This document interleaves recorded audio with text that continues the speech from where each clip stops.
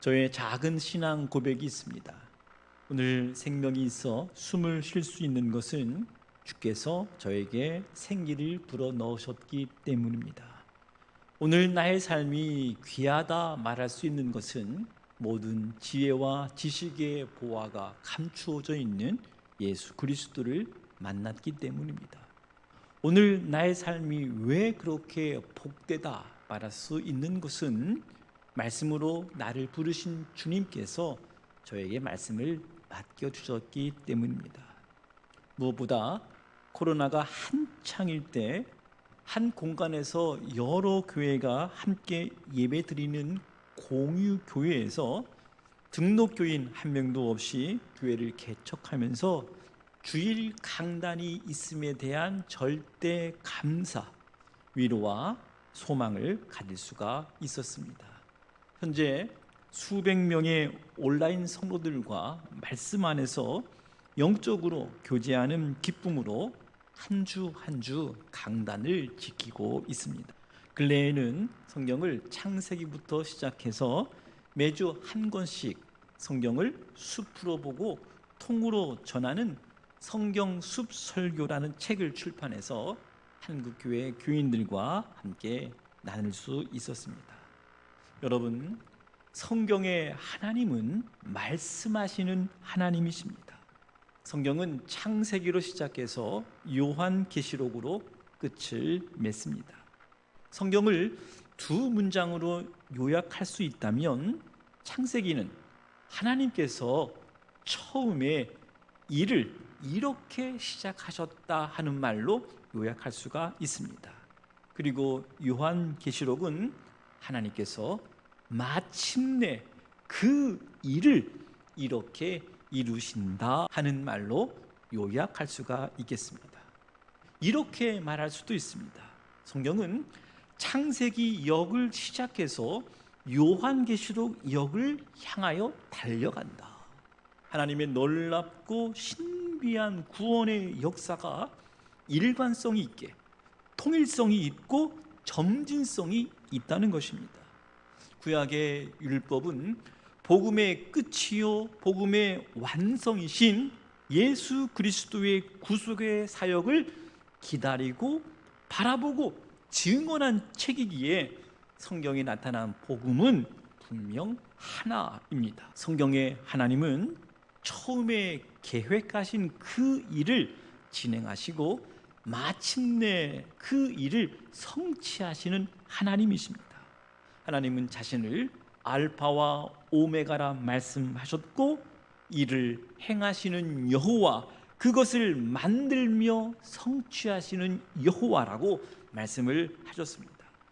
성경은 하나님께서 그 일을 어떻게 시작하셨는지, 어떻게 그 일을 행하셨는지, 그리고 어떻게 그 일을 이루셨는지를 실질적으로 보여준 책이라고 할 수가 있습니다.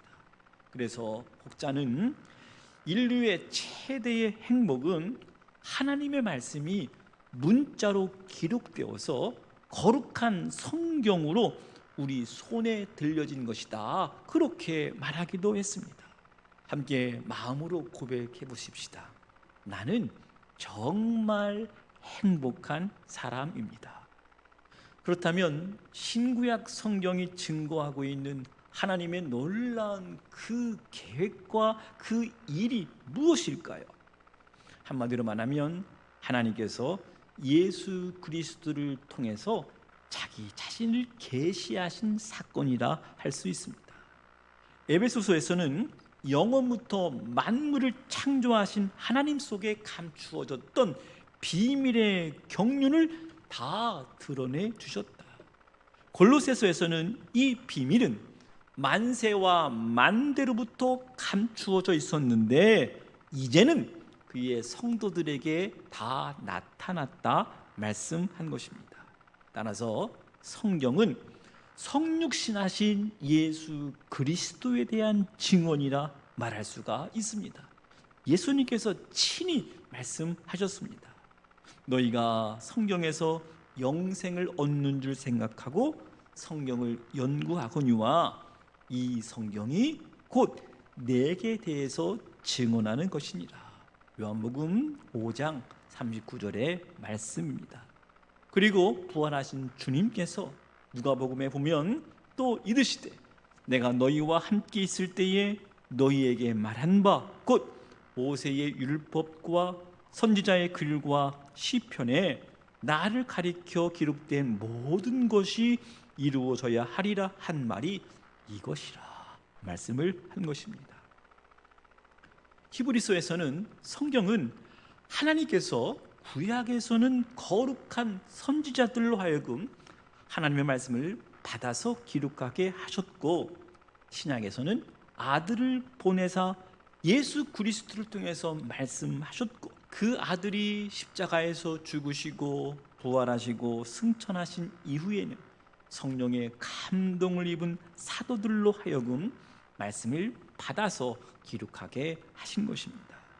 뿐만 아니라 성경이 기록되었을 때 역사하셨던 성령님께서 지금도 말씀을 읽고 듣고 전하는 자 안에서 역사하실 때 성경은 살아계신 하나님의 말씀이 되고, 그 말씀을 깨닫고 말씀에 응답하며 살아갈 수 있는 거룩한 성도가 되어지는 것입니다. 하나님께서 성경을 우리에게 주신 이유가 무엇일까요?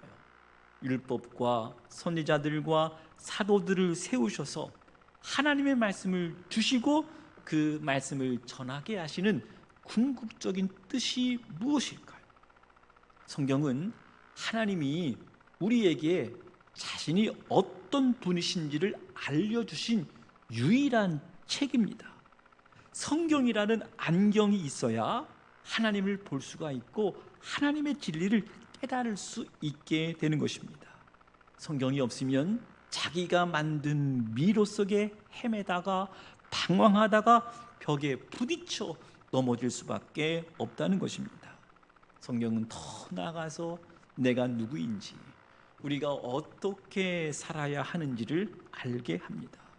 성경은 소망이 끊어진 채, 의미를 잃어버린 채 내가 누구인지를 모르고 살아가는 인생들에게, 내일에 대한 막연한 불안과 두려움에 사로잡혀 있는 인생들에게 복음이 무엇인지, 복음을 듣고 깨닫게 하셔서 영원한 복을 주시기 위해서 우리에게 성경을 하나님께서 주신 것입니다. 바울은 복음 대신 예수 그리스도를 만난 이후에 그 감격을 에베소서에서 노래하며 하나님을 찬양하고 있습니다. 에베소서 1장 3절 말씀, 찬송하리로다 하나님 곧 우리 주 예수 그리스도의 아버지께서 그리스도 안에서 하늘에 속한 모든 신령한 복을 우리에게 주셨다 선포한 것입니다. 성경은 두 명의 저자가 있음을 말씀합니다. 하나는 성경을 글로 쓴 사람들입니다. 모세오경의 저자가 있고 예언서의 저자가 있고 복음서 기자들이 있고 서신서의 기자들이 있습니다. 그리고 이스라엘 왕들의 역사를 기록해서 정리한 저자들도 있습니다. 여러분 아시지요? 성경이 하늘에서 뚝 떨어진 글이 아니고 특정한 시대에 특정한 장소에서 특정한 사회와 역사를 살았던 이스라엘 사람들의 삶의 기록이었기 때문에 그 이야기와 사건 속에 분명 하나님의 마음, 하나님의 뜻을 볼 수가 있습니다. 성경 안에 창세기라고 하는 나무가 있습니다. 모세오경이라고 하는 봉우리가 보입니다. 신약과 구약이라고 하는 큰 산을 볼 수가 있습니다. 그리고 구석구석 아름다운 꽃과 같은 말씀도 있습니다. 분명 성경 안에 인문학에서 적용할 수 있는 말씀도 있고 심리학에서 인용할 수 있는 말씀도 있고 일상의 지혜와 통찰을 주는 말씀도 있고 철학적 가치가 있는 말씀도 있습니다. 이 말은 매일의 일상 경험을 바탕으로 해서 그 시대와 상황을 살았던 사람들의 언어로 기록된 책이라고 하는 것입니다. 한마디로 성경은 하늘의 언어가 아니라는 것입니다. 그렇다면 성경의 기자들은 왜 이 글을 썼을까요? 우리는 이것을 알아야 말씀을 깊이 있게 받아들일 수가 있습니다. 신학교에서는 구약 성경에 사용되었던 히브리어, 신약 성경에 사용되었던 헬라어를 배웁니다. 그리고 그 당시에 역사적인 정황들을 배웁니다. 그래서 성경 저자의 의도가 무엇인지 깨닫는 연구를 하는 것입니다. 그러나 성경을 우리가 대할 때에 간과할 수 없는 중요한 한 가지의 사실이 있습니다. 오늘 우리가 함께 읽은 말씀들이 성경에 흐르고 있는 하나님의 큰 구속의 이야기 속에 어떠한 위치에 있는가? 이 말씀은 궁극적으로 하나님의 구속의 드라마의 어떤 그림인가? 그 하나님의 구속사 그림의 퍼즐을 우리가 볼 수 있어야 한다는 것입니다. 성경을 단순하게 자신이 좋아하는 구절 묵상이나 어떠한 한 주제를 짜맞추기 위해서 찾아보는 연구나 위인처럼 살았던 사람들을 본받으라고 하는 윤리적인 책, 도덕적인 책이 아닙니다. 그리고 인생의 가치와 의미를 발견하는 철학책도 아닙니다.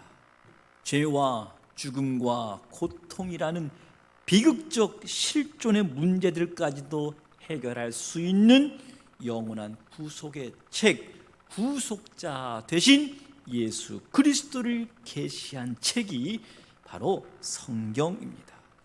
사도 요한은 그가 보고 듣고 만진 예수 그리스도의 공생의 사역을 기록하고 정리하면서 분명하게 이것을 기록한 목적을 밝히고 있습니다. 오직 이것을 기록함은 너희로 예수께서 하나님의 아들 그리스도이심을 믿게 하려 하며 또 너희로 믿고 그 이름을 힘입어 생명을 얻게 하려 함이니라 말씀하십니다. 부족하고 부끄럽지만 저의 성경 숲 설교를 듣고 보았던 한 목회자가 자신의 설교가 창세기를 설교하면서도 창세기를 보여주지 못했다. 출애굽기를 설교하면서도 정작 출애굽기를 전하지 못한 한계가 있었음을 고백하면서 성경 숲설교는 막연하게 알고 있는 성경의 흐름을 일목요연하게 정리하였고 그 내적인 의미를 드러냄으로써 믿음의 사람들에게 영적인 카타르시스를 느끼게 한다고 분석을 해 주시기도 했습니다. 참 고마운 피드백입니다. 그러나 더욱 중요한 것이 있습니다. 성경 저작자들의 가슴에 하나님의 말씀을 보여준 성령님의 저작권이 있다는 것입니다. 모든 성경은 하나님의 감동으로 기록되었다는 말은 성경이 정황무후하게 기록되었을 뿐만 아니라 그들의 입에 말씀 자체를 넣어주신 것이라 할 수가 있습니다.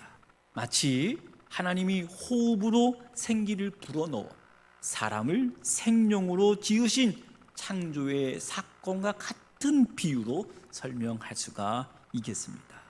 성령의 역사와 감동으로 말미암아 믿음으로 말씀을 들음으로써 성도들은 확실한 경건을 경험하게 되는 것입니다.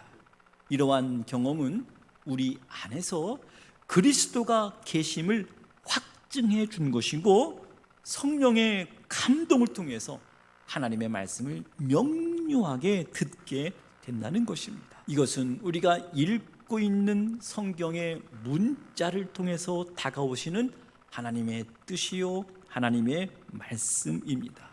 이것을 우리가 가슴으로 깨닫게 될 때에 성경은 살아 움직이기 시작합니다.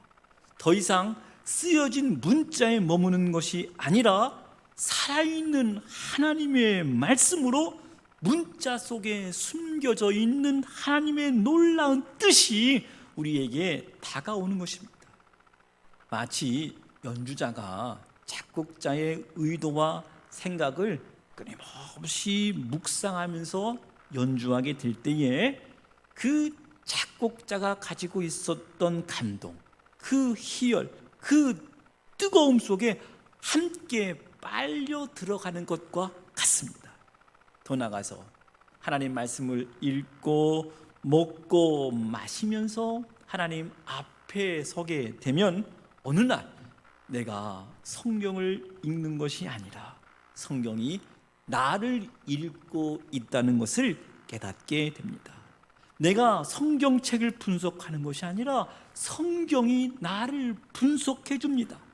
마치 환자가 의사 앞에서 자기의 벌거벗은 몸을 보여주듯이 하나님 앞에서 내 모습을 그대로 보여주게 되는 것입니다. 그래서 하나님 앞에서 나의 연약한 것, 나의 교만하고 죄악된 것, 부끄러운 것, 이기적인 것, 영혼의 잘못된 모든 것을 제거하시고 하나님의 사랑과 하나님의 생명으로 우리를 치유해 주십니다. 그때에 우리가 살아나는 것입니다. 병의 치유가 나타납니다. 그리고 우리에게 주신 생명의 역사를 가지고 달려갈 수가 있는 것입니다. 히브리서 기자는 그 생명력에 대해서 4장 12절에서 이렇게 선포하고 있잖아요. 하나님의 말씀은 살아있고 활력이 있어 좌우의 날선 어떤 검보다도 예리하여 혼과 영과 및 관절과 골수를 찔러 쪼개기까지 하며 또 마음의 생각과 뜻을 판단하나니. 참으로 살아있는 말씀으로 우리에게 들립니다. 여러분, 어린아이가 육체적으로 성장하는 것은 눈으로 볼 수 있습니다. 그런데 어린아이들의 마음, 내면이 성장하는 것은 그가 쓰는 말을 보면 확인할 수가 있습니다. 글자는 하나의 기호일 뿐입니다. 하나의 표시하는 방법입니다. 그러나 말을 배운다고 하는 것은 그 문자 기호를 익히는 것만이 아니라 그 문자가 표현하는 세상, 그 세상으로 내 마음이 만들어져 가는 것입니다.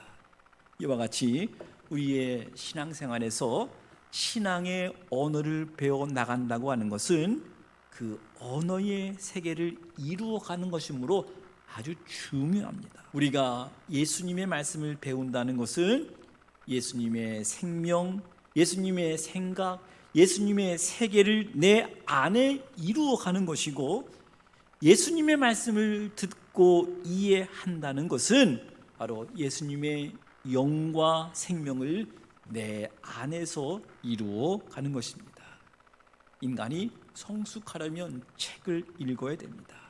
책을 읽지 않으면 우리의 생각은 멈추어버립니다. 세상적인 책도 그러한데 하나님의 책인 성경은 어떠하겠습니까?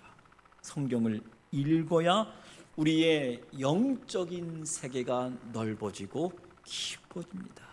성경을 읽어야 영적인 연주자가 될 수가 있습니다. 그래서 우선적인 신앙생활의 기초는 성도들은 성경을 펴서 읽어라 하는 것입니다. 뿐만 아니라 기독교는 들음의 종교입니다. 우리의 신앙을 어떻게 표현할 수 있을까요? 신앙은 하나님의 말씀을 듣는 것입니다. 신앙이 어떻게 자랄 수 있을까요? 하나님의 말씀을 듣는 순간 신앙이 자라기 시작하는 것입니다. 아무리 교회를 오래 다녔어도 성경을 읽지 않고 성경을 듣지 않고 마음의 문을 닫아버리면 더 이상 신앙이 자라지 않습니다. 듣는다고 하는 것은 우리 마음판에 하나님의 말씀을 하나하나 새겨 넣는다는 뜻입니다. 그러나 하나님 말씀을 듣는다는 것이 세상의 모든 소리를 다 차단한다는 말이 아닙니다. 사실 우리는 매일매일 수많은 소리를 듣고 살아갑니다. 때로는 나를 비웃는 소리도 들리고, 나를 칭찬하지만 그 칭찬이 진심인가 의심하는 내면의 소리도 들리고, 나를 향해서 이러쿵 저러쿵 하는 모든 소리를 차단할 수가 없습니다. 그러나 하나님의 말씀이 들릴 때에, 성령께서 말씀을 깨닫게 하실 때에 지금까지 들었던 모든 내면의 부정적인 소리, 사람들의 비웃는 소리, 심지어 마귀 사탄이 우리에게 주는 그 악한 소리를 멈추게 할 수 있는 하나님의 신비한 능력입니다. 여러분, 참 놀라운 것은 내가 갖고 있는 부끄러운 모습도 주님 앞에 나올 때, 말씀의 거울 앞에 나를 비추어 볼 때에, 말씀을 묵상하고 말씀이 하나님 말씀으로 들릴 때에 내 속에 있는 허무와 어둠과 공허와 모든 불안과 두려움이 바뀝니다. 마치 혼돈과 공허 가운데에서 하나님께서 빛이 있으라 선포하셨을 때에 모든 우주 만물이 하나님의 명령을 듣고 빛의 역사를 만들어낸 것처럼, 하나님이 저와 여러분을 향해 빛이 있으라 선언하실 때에 우리 안에 성령의 역사, 빛의 역사, 새로운 질서의 역사, 조화와 아름다운 역사가 우리 안에서, 우리 가운데, 우리 위에서, 우리 속에서 나타나게 될 것입니다. 바로 그 일이 일어나는 자리가 말씀의 역사가 있는 자리입니다.